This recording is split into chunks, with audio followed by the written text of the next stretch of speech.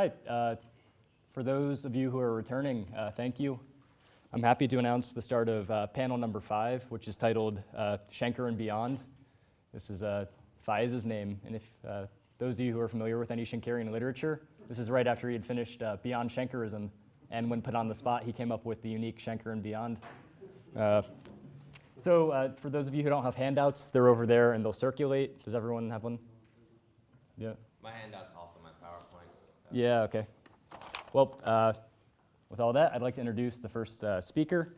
Sammy Gardner is a graduate student at the University of North Texas and a native of Philadelphia. And it's been mentioned that I should say he is not an Eagles fan. During his time at the University of North Texas, he has studied Schenkerian analysis with Diego Cubero and Timothy Jackson, working primarily with the music of 18th century and popular music of today. He has also had the privilege of teaching the classes Popular Music and American Culture, Freshman Aural Skills, Sophomore Music Theory, and Form and Analysis. In addition to his academic pursuits, he's an active guitar and lute player. He performs throughout the Dallas-Fort Worth area in both jazz and classical settings. So everyone please give a hand for Sammy.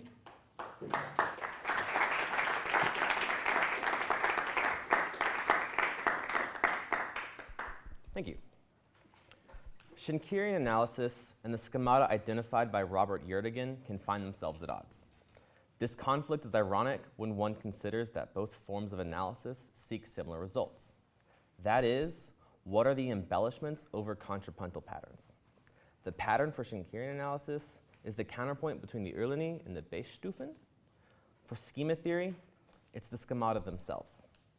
This paper identifies instances where these forms of analysis are congruent and where they are not. Schemata primarily tend to work their way into the middle ground graph, either partially or in whole, yet they rarely make their way into the background of a Schenkerian reading.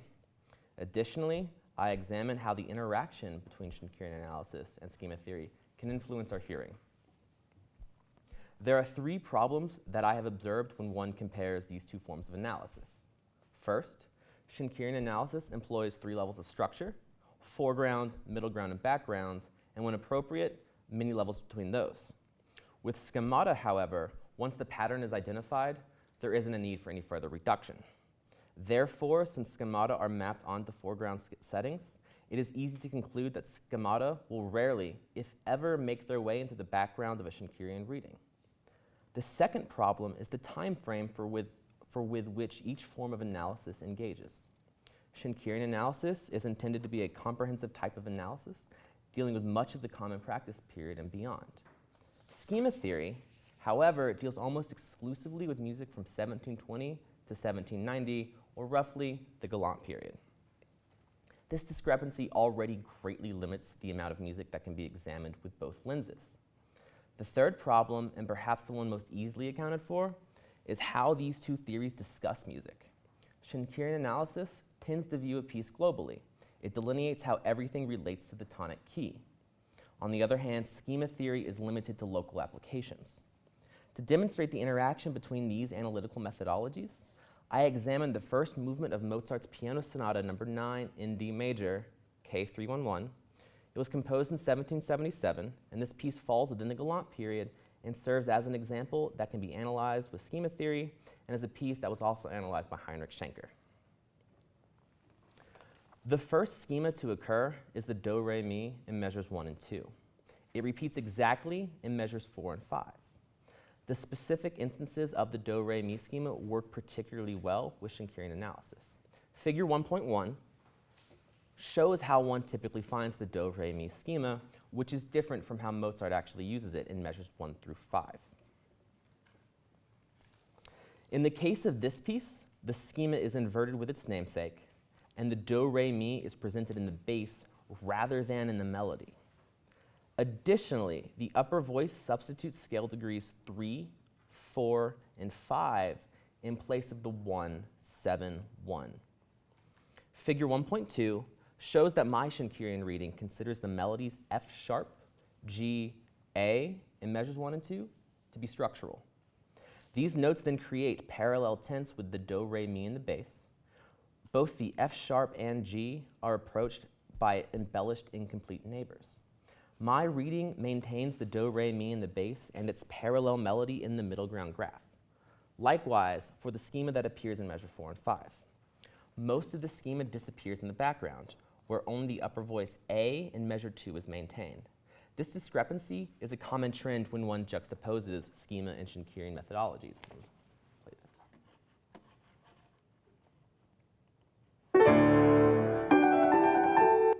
It's lovely. The inverted do, re, mi schema found in measures 1 through 5 highlights two instances where Schenkerian analysis and schema theory are congruent. In the cases mentioned, the schemata are maintained entirely in the middle ground graph, which I believe stresses the importance of the parallel tints between the bass and melody. The identification of the schema helps to clarify the middle ground reading of the upper voice in that the embellishments are more easily perceived. Although this is a rather simple diminution, it's a clear case where schema can reinforce a Schenkerian interpretation. Measures 7 through 10 contain the aprile. Given the nature of the aprile's melody, I find that it struggles to be assimilated into a Schenkerian reading. Figure 2.1 shows a typical occurrence, and my Schenkerian reading is in figure 2.2. The aprile and its variants are a two-stage schemata defined by its 1 to 5 and then 5 to 1 motion. The aprile presented within the measures is identified by its bass motion from scale degrees 1 to 2 in measures 7 to 8, followed by scale degrees 7 to 1 in measures 9 to 10. In correspondence, the melody of the schema is scale degrees 1 to 7 in measures 7 to 8, and scale degrees 2 to 1 in measures 9 and 10. From a Schenkerian perspective, this schema highlights the double neighbor of the upper voice, D, C sharp, E, and D. This figure is slightly obscured in the foreground due to other diminutions that are present and might lead to a misinterpretation in a Schenkerian sketch. When one is aware of the aprile schema, it helps to clarify the foreground reduction. The middle ground upper voice is likewise more easily determined as a prolongation of scale degree 1, which allows one to detect more easily that a 5-line descent must have preceded. However, the lower voice is modified from the aprile schema. The D, E, C sharp, D double neighbor is still present, but relegated mainly to the tenor voice. The true lower voice is a more traditional 1-5-1, and the middle ground reading reflects that. I'm going to play example 2.2.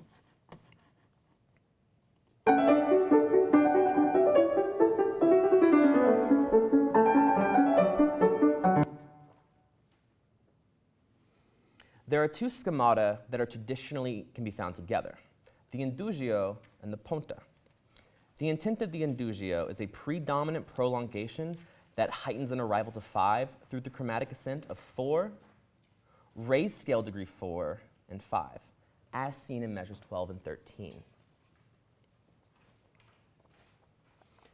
To expand the predominant prolongation, the upper voice arpeggiates scale degrees 2, 4, 6, and 1, which make up the 2/7 chord, before a final descent to scale degree 7 as a part of the dominant arrival. In the middle ground level, the predominant prolongation is still present, but the upper voice arpeggiation is removed, and what remains is a 3-line descent of 2, 1, 7. The lower voice is also altered in the middle ground in that the chromatic raised 4 is removed. I'm going to play example 3.2.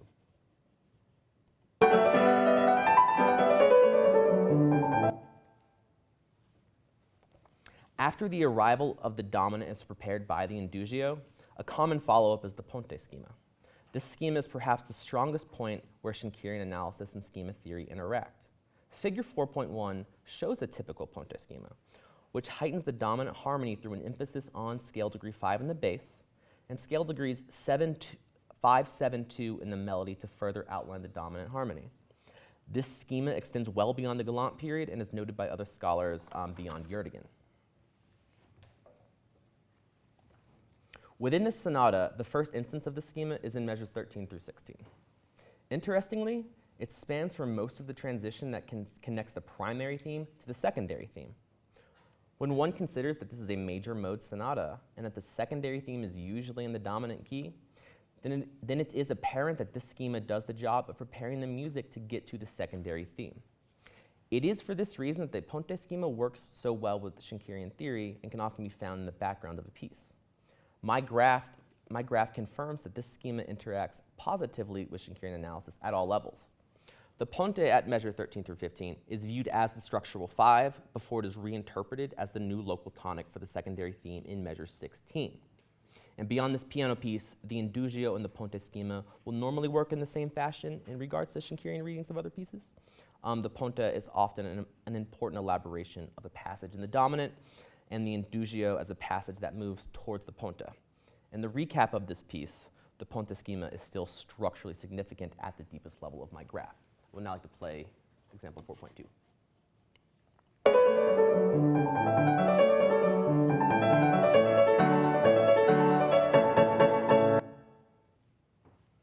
When the sonata reaches its development at measure 40, the schemata start to take a larger role in the middle ground and become more influential when one listens to the piece. Such is the case with the Fonte schema. Measures 42 through 43 and measures 46 through 47 contain the Fonte, which can be seen in figure 5. The Fonte is a sequence that descends by step, and each key region terminates with scale degree 4, resolving to scale degree 3 in the melody and scale degree 7 to 1 in the bass.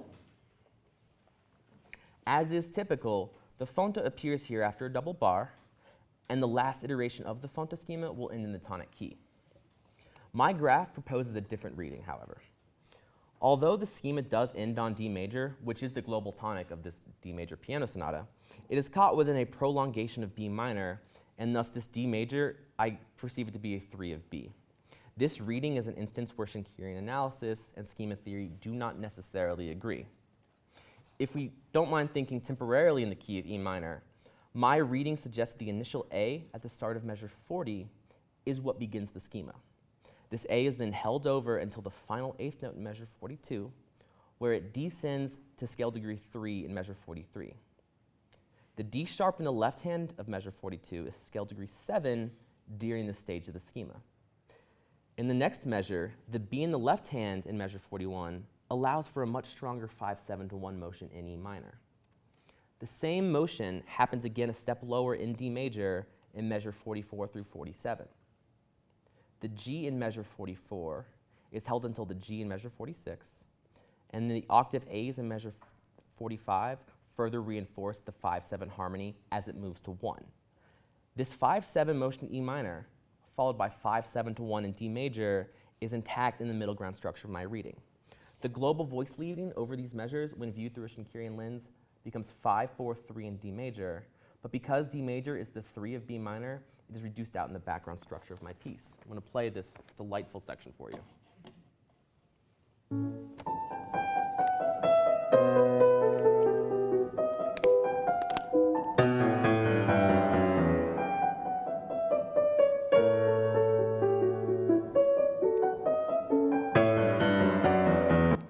So good, right? The Le, So, Fi, So is a schema whose importance to this piece is made apparent through Schenkerian analysis. The Le, So, Fi, So schema gets its name from its bass motion. Figure 6.1 shows how this schema is typically found.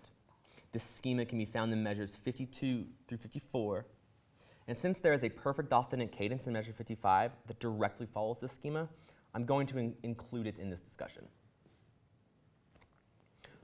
When one considers this group of measures in the key of B minor, measure 52 functions as the 6th harmony.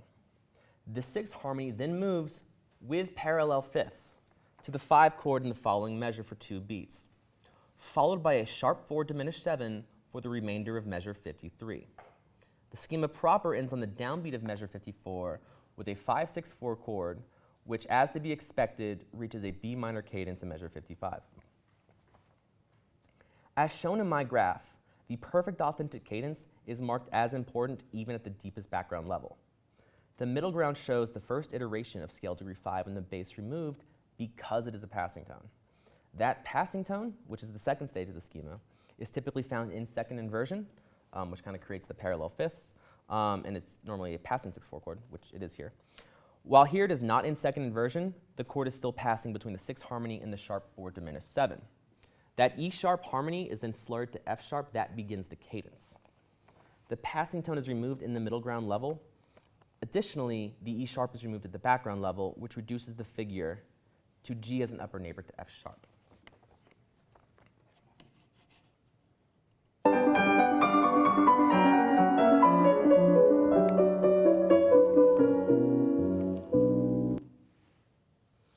The printer is another, let me change slides.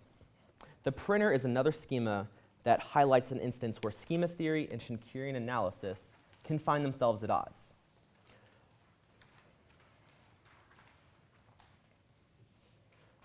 The printer is encountered in measures 57 through 60 and is repeated in measures 62 through 65.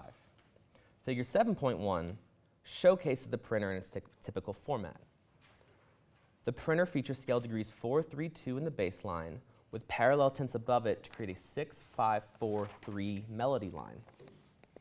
Noted for its form functional as well as contrapuntal flexibility, the printer struggles to be integrated with my Schenkerian reading of this piece. My middle ground graph of this passage views the D in the melody in measure 58 as the start of a descent that reaches G in measure 66, which bypasses the printer. My foreground graph includes all of the notes of the printer, but the descending fourth interpretation isn't present. Instead, scale degree 4 is read as an upper neighbor to scale degree 3, or as an embellishment of a descending third, B, A, G. Likewise, the upper voice is read in the same way. That is, scale degree 6 is an upper neighbor to scale degree 5. The middle ground completely removes the neighbor notes C and E, or scale degrees 4 and 6, which thus obscures the identity of the printer. I'm going to play example 7.2.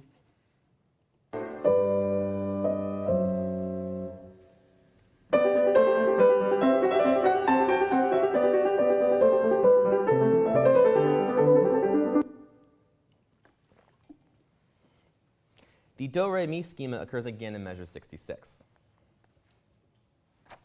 In Schenkerian terms, and looking to figure 8, the 16th note figure on beat 1 is a double neighbor note elaboration of G. Beat 2 initiates the do-re-mi pattern, although the G and A are embellished with their own upper thirds, which are B and C respectively. This instance of the do-re-mi schema also contains the respective bass notes of each of these harmonies. 1, 7, 1. I perceive the upper voice G in measure 66 as an important note whose goal is the D in measure 68. My middle ground graph keeps the important melodic notes of the schema intact, but removes the 7-1 in the bass. At the background level, the schema is entirely removed. Here we have an example in which schema theory can reinforce a Schenkerian reading. I will now play this section for you.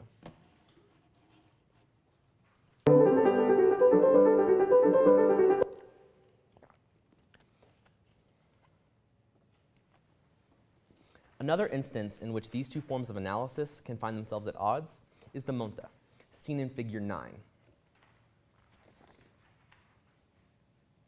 Still with scale degrees 7, 1 in the bass and scale degrees 4 and 3 in the melody, the monta in question spans measures 68 through 71.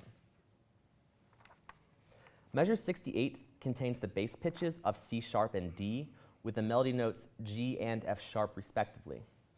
This figure is then repeated and concludes in the downbeat of measures 69 and 70. Now with D sharp and E in the bass and A and G in the melody. The monta concludes at the beginning of measure 70, followed by an E rising to F sharp. The repetition of each stage of the schema are removed from the deeper levels of my sketch. So considered, the schema looks rather different in the middle ground. Instead of a 7-1 to 7-1 rising motion, I believe that the bass is better read in the key of D major as a 1, 2, 3. That is, the lower neighbors C sharp and D sharp from the monte schema are removed. The upper neighbors from the upper voices are likewise removed to form parallel rising tenths 3, 4, and 5. I'm going to play figure 9.2.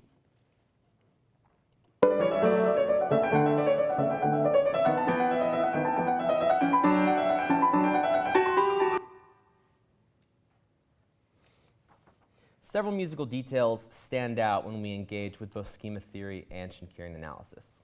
The most obvious, as I've already stated, is that most schemata disappear in the background. There are exceptions, most notably the punta. However, due to the localization of the schemata and also the sheer number of them that are employed, most of them are lost.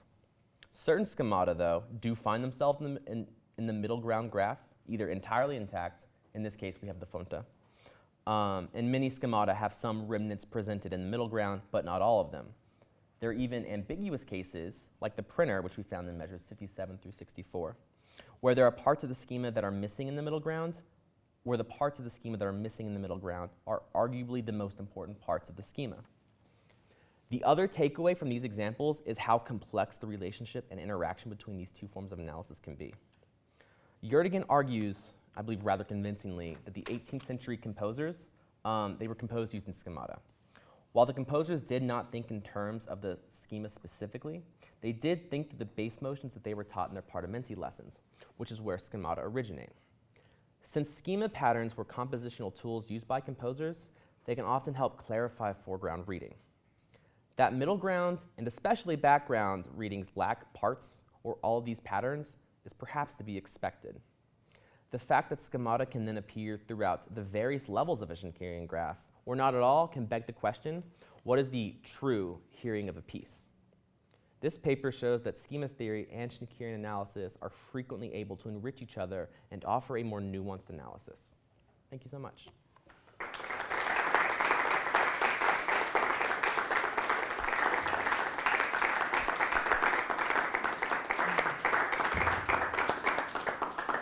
All right, well, thank you, Sammy. We have some time for questions. Yeah, Miguel.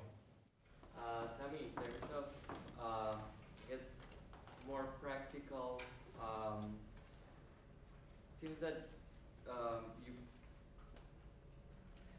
would you suggest to do first the schemata analysis and then the Schenkerian, or vice versa, or, I mean, how do you approach this? Because I think that it can give different readings. Once you have the schema in mind, it can feel at some point like, I can fit it there, but I don't know what, I wonder how that interaction in practical terms meant for you during Yeah, so that's a great question, because that's exactly, like you kind of already answered it. Whichever one you do first, I believe will influence your second interpretation.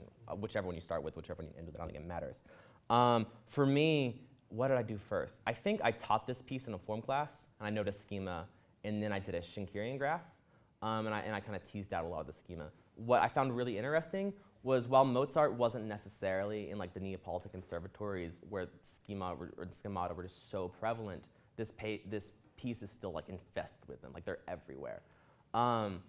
So yeah, I mean, it doesn't matter. I mean, it kind of does matter because that's going to influence your final results. I honestly don't even remember which one I started with. So I don't have an answer for you other than like you've touched on like the exact problem, if you will.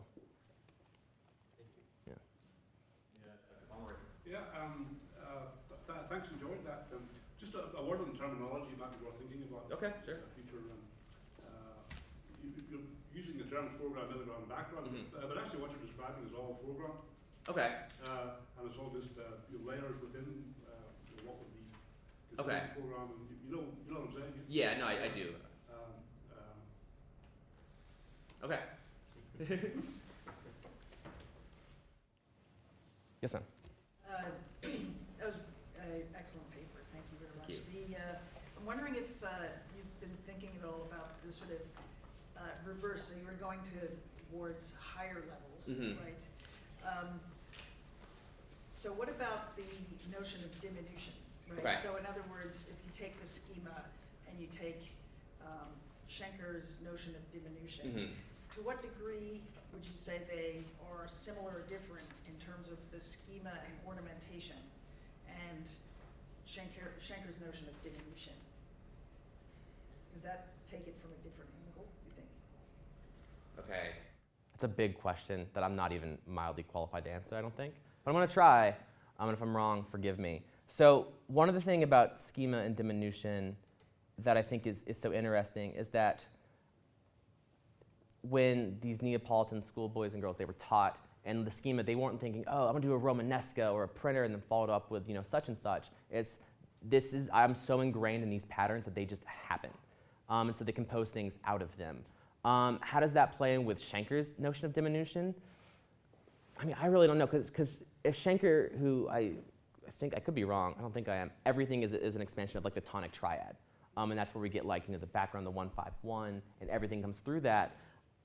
I might have to say they're very similar in that respect. But they're just coming from, they're similar, but they're coming from different places entirely.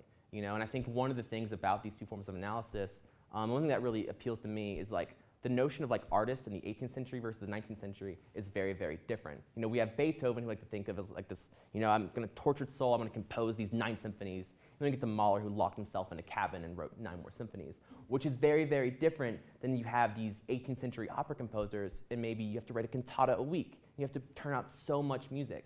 So I think that plays into it somehow. I don't think I answered your question the way you wanted me to, but that's what I have for you. So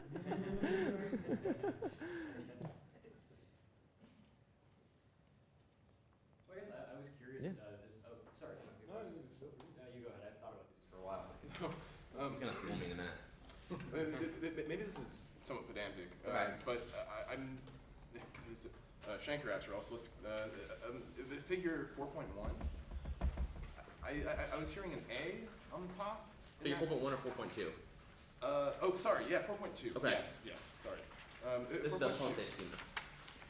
I was hearing an A on the top of that very last chord. Was I mishearing In measure that? 14? Yeah. We can listen to it.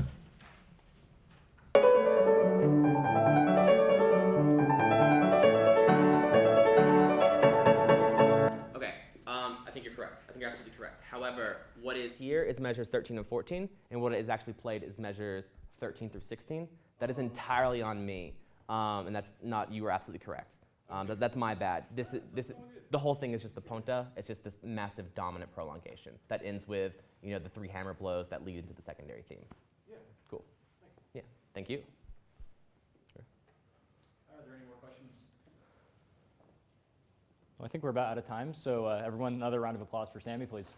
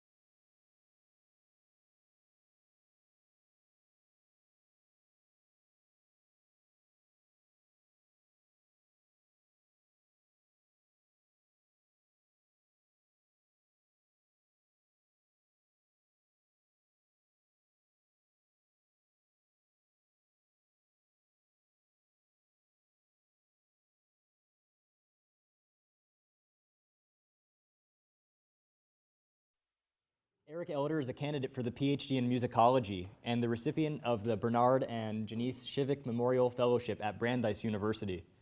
Eric has broad interests within the field of music theory and the history of music theory. He presented his study uncovering Rudolf Retti's application of Alfred North Whitehead's cosmological constructs in the thematic process in music at the University of Arizona Graduate Student Music Conference in 2016. Before sharing this work in various stages and from different angles at the University of North Texas Gamut Conference, which won the Best Student Paper Award, and the New England Conference of Music Theorists, and the New England chapter of the American Musicological Society, where he was presented with the 2017 Hollis Ann Schaefer Memorial Award. Eric holds degrees in jazz from Roosevelt University and Rutgers University, and an MFA in musicology from Brandeis University. He has taught undergraduate music theory, music appreciation, and courses on klezmer, and he has delivered invited lectures on early jazz and the music of a Harlem Renaissance at the Manhattan School of Music and Brandeis. Eric is also an avid harpsichordist. Please, everyone, give a round of applause to Eric. Thank you for having me here. I'm very happy to be back. You have handouts, but everything is duplicated here, and this is a rather active PowerPoint, so the handouts are really intended more for your reference during or after the fact if you need to go back and look at anything. All right. Analysts of later medieval and Renaissance music have long interrogated congeneric and extrageneric aspects of their various repertories to better their formal readings, and progress has been made in understanding both large and small-scale musical structures within these bodies of works. In comparison, the nature of musical coherence in Ars Antiqua polyphony remains shrouded in mystery. Felix Salzer, Saul Novak, and Dolores Pesce are among those who have attempted to lift the proverbial veil by employing analytical techniques borrowed from Schenkerian theory. Their analyses share 4 defining characteristics, which can be seen in this example from Pesce's 1990 article, A Case for Coherent Pitch Organization in the 13th Century Double Motet. First, the individuality of the 3 voices is erased as they are crowded into 1 or 2 staves. Second, recurring pitches are beamed together in prolongations that blur the metric rule of the perfection. Third, the motet's multiple texts are eliminated. And fourth, most of the musical material is left to drift aimlessly through sonic space. These issues stem from a tenet at the core of this lineage of analytical inquiry, namely, the primacy of what Pesce calls the whole sounding complex. The concept of stripping away compositional features to present the motet as a linear collection of pure sonorities. She writes, examining each voice in relation to the tenor without examining the whole sounding complex stands in the face of the perceptual reality of double motets. They are 3-part works in which the interaction of all 3 voices is a given, whether or not it was spoken of by theorists. But this is not a new idea.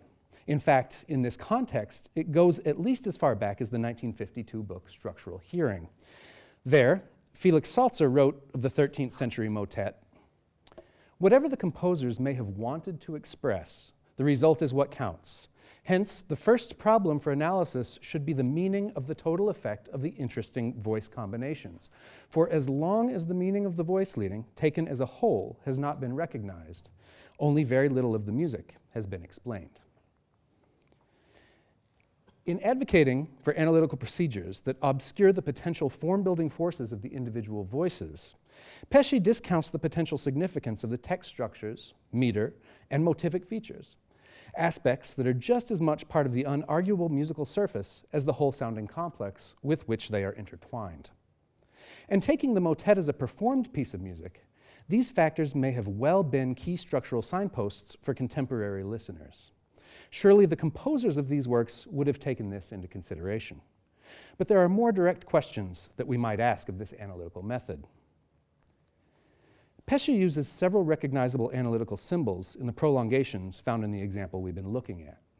According to the author, broken beams represent, quote, a possible hearing of a prolongation, close quote, while solid beams denote clear prolongations.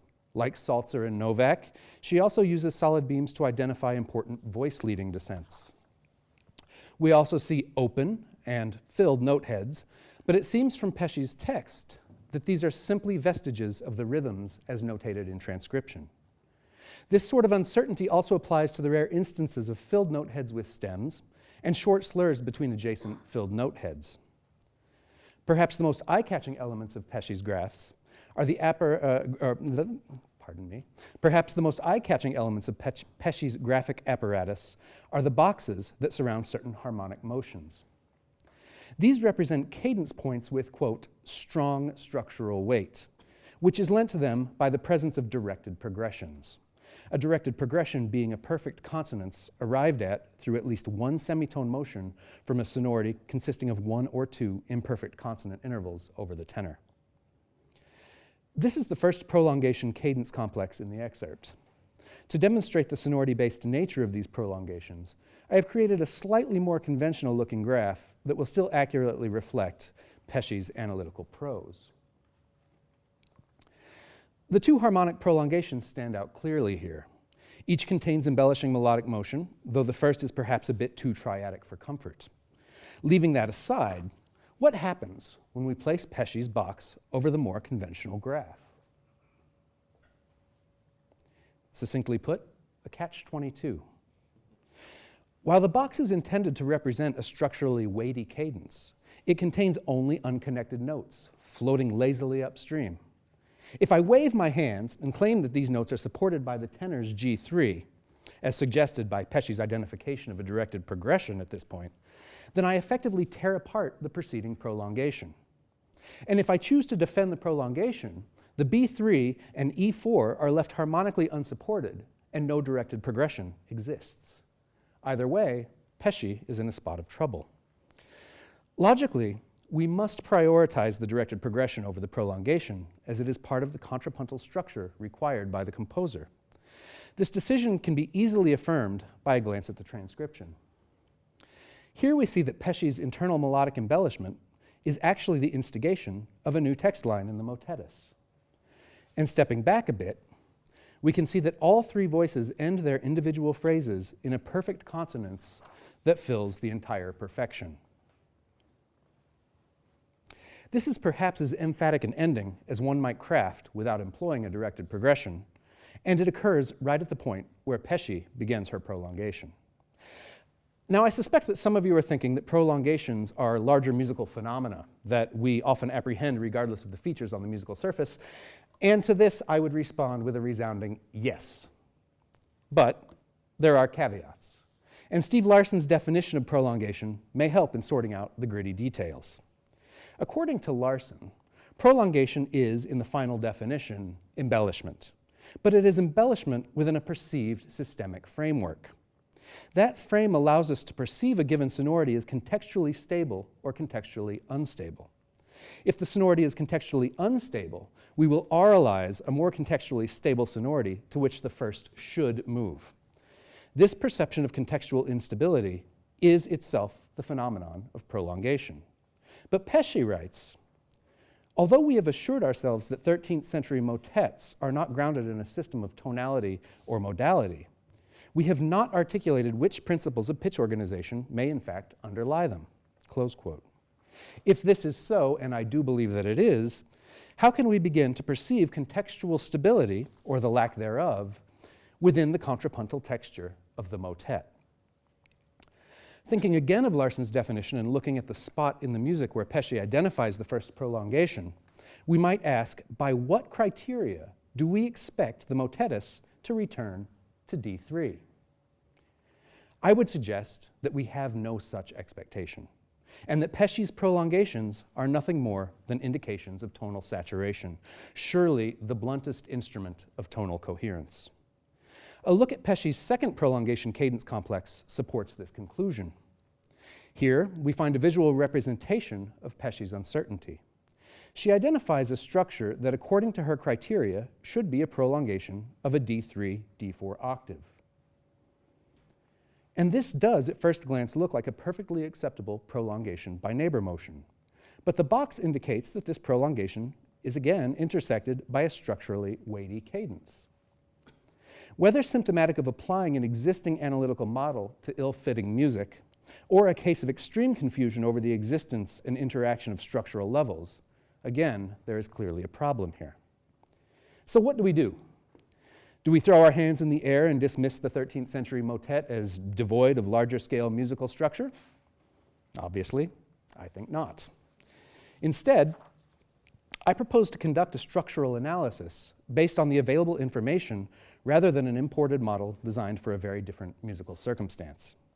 In the interest of time, I have selected a motet from fascicle 4 of the Montpellier Codex, in which the initiations and closures of text lines in the upper voices consistently coincide. Namely, In mare miseriae gemma pudicticae manere, which is found on folios 99 verso to 101 recto of the manuscript. My complete transcription of the motet can be found on pages 5 and 6 of your handout. Before I begin the analysis proper, I determined 4 categories of structural weighting that reflect the 2 chief compositional concerns written about by medieval theorists. First, the quality of sonorities, and second, their metric placement. Listed in decreasing structural weight, Category 1 consists of perfect consonances that fall on the first breve of metric perfections.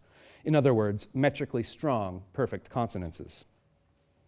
Category 2 consists of two types of sonorities, perfect consonances off the first breve of the perfection, and somewhat conversely, imperfect consonances on the perfection.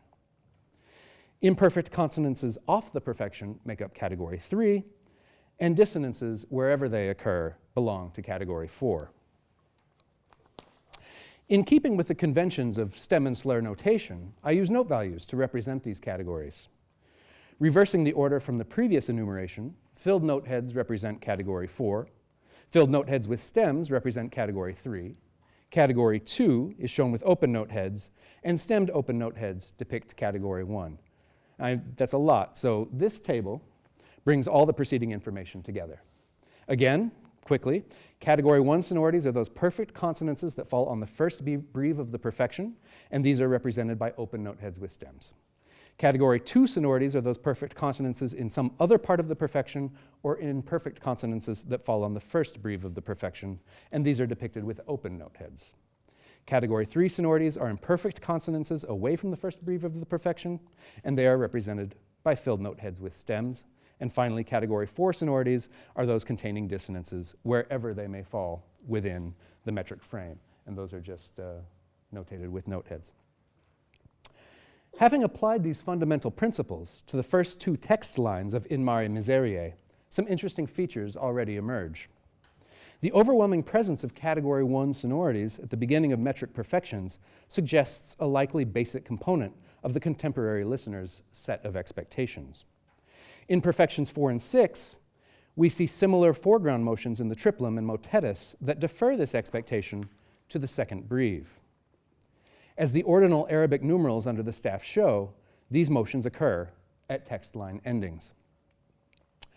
I have not yet laid out criteria for distinguishing the hierarchy of pitches with local structural weight, so thus far, the notes of my structural analysis are, much like Pesce's, meandering like a herd of unpenned cattle. My second step involves making some preliminary decisions along this line. In perfections 1 and 2, the triplum and motetus contain notes that pass from one structurally weighty Category 1 sonority to another. But without a way to identify which is governing their motion, I am reluctant to apply conventional slurs. Experience tells me that it must be the first, and the local metric climate probably supports this, but in an abundance of caution, I have decided to forego the decision. In perfection 2, I have labeled and slurred anticipations in all three voices. To arrive at this decision, I first noted the familiar gesture in the motetus, here a byproduct of the repeated F2 in the tenor and its placement in the first rhythmic mode. Taking stock of the pitch relations between the tenor's F3, the motetus's strikingly dissonant move from F3 to E3, and the triplum's E4, I noted that the latter voice begins on its third word, miseriae, with a textual anticipation that accords with the proposed harmonic anticipation. With tones of lesser structural weight properly identified, I completed the rather straightforward reduction shown here. Note that I retained the interesting Category 3 sonority at the end of perfection 4. The only such sonority in the excerpt, the graph suggests that the composer reserved this sonority for the beginning of the second text lines in the triplum and motetus. I continued by moving the three parts to one staff, but I retained the indications of text line structure and traced the paths of the individual voices. This facilitates a consideration of the voice crossing in the middle of the symmetrical structure that seems to be taking shape. As the graph shows, the triplum moves down in parallel with the tenor to close its first text line, as the motetus crosses above to begin its second, a move that doubly illuminates the semantic meaning of the two texts. The motetus's jewel of modesty, full of grace, triumphantly rises above the triplum's sea of misery. And that, full of grace, is placed by the ascent to coincide with Maris Stella, the star of the sea, symbol of the Virgin Mary. So rather than the familiar Ave Maria gratia plena, the voice crossing gives us the nearly synonymous Maris Stella laude plena. In the final analytical act that I will outline today, I present a reduced structural analysis of the entire piece. The nascent symmetrical structure has indeed been realized, and its base form can be seen in perfections 1 through 6. The 3 subsequent iterations of the form behave something like a snake biting its own tail, and for this reason, I have included the repetition's initiating bars at the end of each previous phrase in the graph. The composer introduces an alteration of the form at the onset of the 4th text line in perfection 10. This is another significant category 3 sonority, and while it assumes the role that its sister played in perfection 4, its condensed form simultaneously fulfills the formal position of the category 1 sonority in perfection 5. Thus, the G3 expected in the tenor arrives 1 perfection early, while the triplum is still on the nominal C3. Also in perfections 11 to 12, under the motettis's storm, the tenor surges upward to the C3 like a tidal wave as the motettis swirls down to fill the void on F3 left by the rushing tenor. Here, in the second perfection under the triplum C3, the category 1 sonority that was 1 perfection long is now 2. In other words, it is a structure that could conceivably be identified as a prolongation. While the tenor and motettis introduced the novel B flat as a fundamental pitch in perfection 13, the triplum has moved to D3, where it belongs. And as the motettis joins it in perfection 14, the tenor moves down to its expected G3, creating a second possible 2 perfection prolongation. As we might expect, following the symmetrical form at half speed, the triplum reaches up to F4 in perfection 15, where it is once again supported by the doubled B flat. As with the triplum's previous arrivals on C4 and D4, the 2 lower voices will reach the correct supporting sonority in the following perfection. But this time, they arrive too late. Perhaps it is bowing in prayer with the word precare, or perhaps it simply didn't have the steam to continue its extended rise over the stormy seas. Regardless, the triplum has already descended from its peak. By perfection 17, metric order is restored, and we finally sense that we are getting back on course, but something remains quite different. That something is the presence of the same A3 with which the triplum has formed the structurally significant imperfect consonances throughout the piece. This time, it occurs under the word dominum, God. And it signals the transformation that leads us across the C safely and to the perfect sonority on D that will end the motet. And one final note, looking at the graph of formal repetitions without any annoying red arrows, we should look at it. We can easily see that the formal contour of the motet as a whole creates a continuous wave, reflecting the sea of misery upon which we have set sail at the composer's bidding. In conclusion, I have argued that the direct application of Schenkerian principles to the 13th century motet is inherently flawed. We cannot begin our analyses with a study of harmonic structures without possessing a comprehensive understanding of the principles governing large-scale harmonic motions, assuming that such principles ever existed. While this may seem hopelessly circuitous, after all, how can we arrive at an understanding of the principles of harmony if we can't analyze the harmony? I have proposed one possible way forward. By grounding a relatively conventional voice-leading analysis on compositional features other than harmony, we may yet arrive at a clear understanding of ars antiqua tonal structures. Using meter and text as anchors and preserving the speaking power of individual lines, I hope to have demonstrated that a holistic analytical approach, one that embraces multiple structures present in polyphonic works of the ars antiqua, can not only illuminate possible tonal coherence and larger forms, but the text-expressive potential of the music as well. Thank you.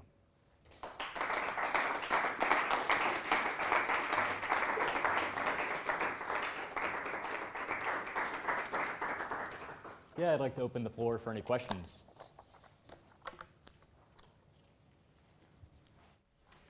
Dr. Clark. Thank you, that was splendid. I'm presuming you've done analysis of other examples, and so I have a question about features of other examples. So in other words, if you have examples where there's the snippets of tenors that repeat a lot, right? Yes. Has that helped you at all to have a sense of predictability of what might come next, or this notion of that there might be some sort of prolongation in the traditional sense? Or there's obviously repetition is sometimes meant to be different, sometimes it's going to be the same. But anyway, I just wondered in the context of tenors that repeat in the chunks, how those might operate, or what your experience with analyzing those has been.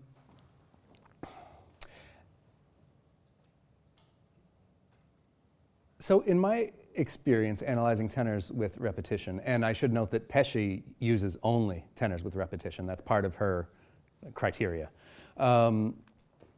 you do find a lot of potential variety. I mean, regardless of that repetition. I mean, it strikes me that composers are trying to create variety over repetitive material. But I guess probably the best way for me to answer this is to go where I'm actually going with this project. What I'm finding is that all of these, and unfortunately I don't have slides prepared for some other examples, I'm sorry, but what I'm finding is that most motets exhibit some sort of repetitive shape that we can call a formal structure, I think. And in motets with tenor repetitions, this is very preliminary, so don't hold me to this. I want to say, I believe we find a lot of structures that tend to be one-sided. We may have a descent that repeats and repeats and repeats, or an ascent that repeats and repeats and repeats as we go through a process like this. I don't find a lot of repeating tenor structures where we have something like a wave like this, or repeating V's or anything like that. The one exception that I think I might know, the Regnat tenor is a repeating tenor, right? Yes. And it's always, in every iteration that I've looked at, it's very exciting. It's a V. It is a V, just on and on and on. Yeah, I think so. This has a lot of potential. Very exciting. Yeah, thank you. Are there any other questions? Okay, well, no. So it seems that, with this panel of Schenkerian studies, one of the issues is that both you and Sammy are using these, to an extent when you're going up the hierarchical ladder, so to speak, is reconciling these salient surface features with things that are higher up on the structural hierarchy. So I'm wondering, when you're looking at the tonal structure of these, how hierarchically far up are you comfortable going? And until you think that all of a sudden surface features at this point no longer play like a governing role in these pieces. Say the last part again? I'm saying how far do you feel comfortable zooming out? Right. That part of the question, you've just about seen it at this point. I think that part of the interesting thing about this repetition, and I think I made mention to the idea of audience expectation more than once, is that as these structures repeat, and I do believe that they're audible, quite audible, if you're somewhat aware of them, you really build that expectation. So, could I simplify this down to two voices? Perhaps. But then I would lose that intermediate step of knowing what's going on throughout the entire motet, which is very important to me. But as far as approaching a background structure of sorts, I suppose that that would probably be the next logical step. I'm not quite ready to go there yet, though. Okay.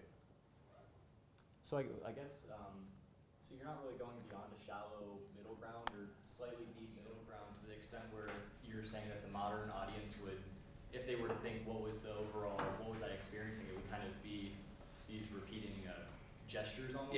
Yes. And I'm just not ready to go there yet. That's I'm not pushing it. right. That's where I'm headed. I mean, that's the goal. But I'm just not ready to commit to it quite yet. I just want to ask you about the word paint. You really interesting word painting interpretation is, and I'm just curious if you, in some of the other analyses you've done, you found, it's obviously controversial to apply, concepts of word painting to this repertoire, and it's really interesting, I love it, and I'm wondering if I guess I'm sort of asking, how committed are you to those? very. Okay, that's awesome. And what makes you so committed to it? And does that have to do with other examples you found in other cases? Okay. I guess Regnat is on my mind. There's the motet from, I have been working with it from Bamberg. Ad solitum vomitum, something depositum is the motetus, and then Regnat is the tenor. The two texts, the ad solitum vomitum and the depositum, I'm blanking, they continually weave their meaning, right? The ad solitum vomitum is talking about pushing out toward the sort of crude parts aspects of life, right? While the motetus's text is talking about reinvesting in God and spirit. And this is a motet where the text lines do not line up consistently. They overlap each other, which is more typical. And as they overlap, they cross and they move.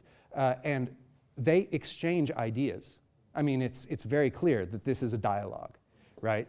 And that the music, albeit following a repeated V structure,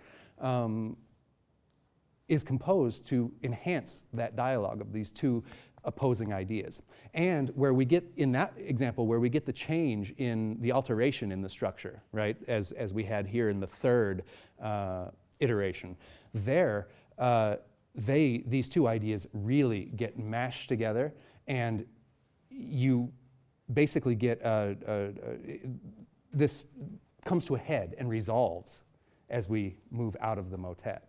So I mean, that's the best example I have, but I'm really thinking about the composers of these works as composers, you know, and to me that's a very important part of this. And to clarify that statement, Pesce, I don't want to keep beating on her, but she does have a forthcoming chapter in which she won't even call the people composers. She calls them creators of motets. You know, I mean, and I'm taking the exact opposite view. These are composers who are composing music. They're taking text, they're setting it, you know, carefully and working at this craft. Mm-hmm. Fayez? I'm also very excited.